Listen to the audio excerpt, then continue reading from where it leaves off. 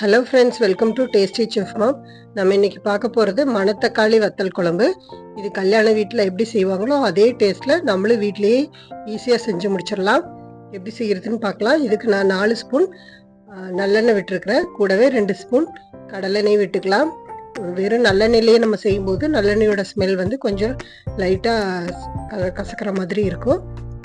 எண்ணெய் நல்லா காஞ்சதும் கடுகு 1/4 ஸ்பூன், சீரகம் 1/4 ஸ்பூன், வெந்தயம் 1/4 ஸ்பூன் போட்டுக்கலாம். இது எல்லாம் நல்லா பொரிஞ்சு வரட்டும்.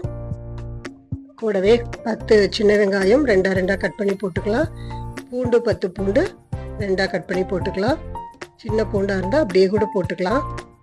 ஒரு கொத்து கருவேப்பிலை இதெல்லாம் போட்டுட்டு நல்லா வதக்கி விட்டுக்கோங்க.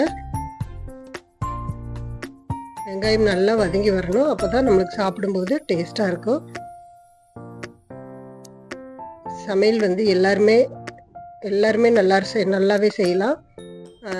ஆனால் நம்ம அந்த பொருள்களெல்லாம் போடும்போது அது எவ்வளோ நேரம் வதங்கணுமோ அந்த டைமு நல்லா பொறுமையாக விட்டு வதக்கிட்டு செஞ்சோம்னா யார் செஞ்சாலுமே டேஸ்ட்டாக இருக்கும்.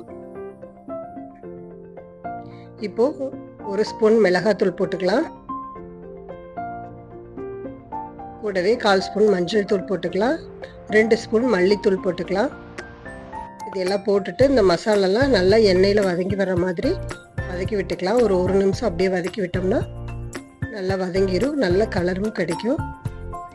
இது கூடயே ஒரு ஸ்பூன் அளவுக்கு கல்லுப்பு போட்டிருக்கேன்.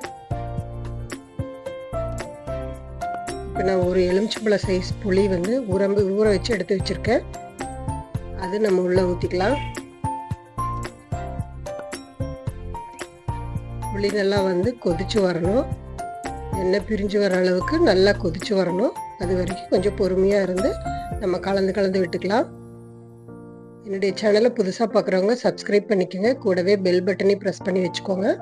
அப்போ தான் நான் போடுற வீடியோலாம் நீங்கள் ஈஸியாக நோட்டிஃபிகேஷனில் பார்க்க முடியும்.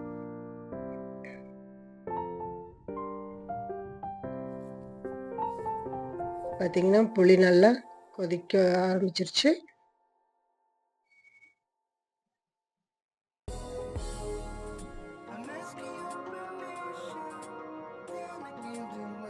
நம்ம இடையில நம்ம அப்படியே கலந்து விட்டுக்கலாம்.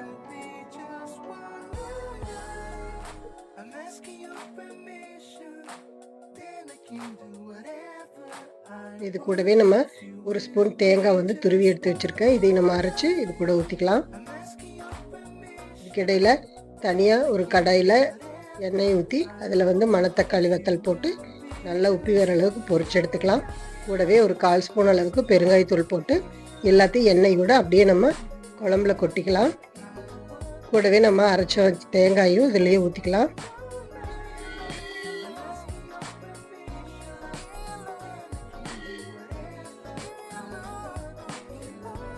இதெல்லாம் நல்லா கலந்து விட்டுட்டு ஒரு 2 நிமிஷம் அப்படியே கொதி வந்து ஒரு எண்ணெய் பிரிஞ்சு வர அளவுக்கு கொதிக்க விட்டுறலாம்.